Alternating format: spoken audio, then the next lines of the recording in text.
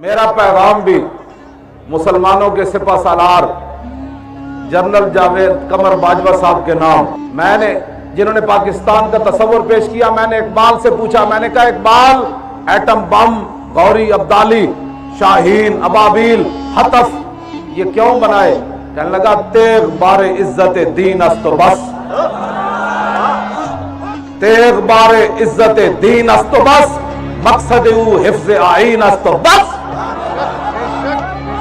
बस इकबाल कहता है ये जो तलवार है, तलवार अब ये तलवार के बजाय हमारे पास शाहीन है, गौरी है, टैंक है, कामरा, जहां दिन रात इस्लाम के घोड़े तैयार होते हैं कामरा के अंदर। हाँ जी, कामरा एयरबेस के अंदर ये जनाब जितने हमारे पास जहाज खड़े हैं जंगी, खालिद टैंक। मैंने कहा इकबाल ये क्यों बनाए? कौम तो भूख से भी मरती रही लेकिन टैंक बनते रहे, तो आखिर क्यों हमने टैंक बनाए? भूख बर्दाश्त करके बनाए।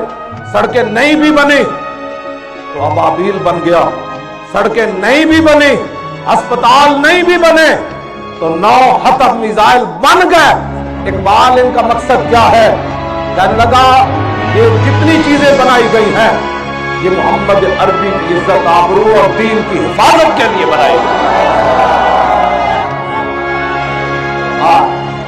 हम आपको यही पैगाम दे रहे हैं। हमारी बात आपको समझ नहीं आती तो कम अज कम मुसव्विर पाकिस्तान की बात को समझे। हाँ जी, मकसद हिफ्ज़ आईन अस्तो बस, बस यही दीन का मकसद है। हथियार और तलवार का सिर्फ इतना ही मकसद है कि वो तलवार अब आप शाहीन मिसाइल को मैदान में लाएं और जनरल साहब जिस तरह परेड के अंदर चलते हैं ना, सिर्फ आप गौरी को सामने रखकर ऐसे चले, एक बार ऐसे करके चले। मैं आपको बिल्कुल मोमिनाना मशवरा दे रहा हूं।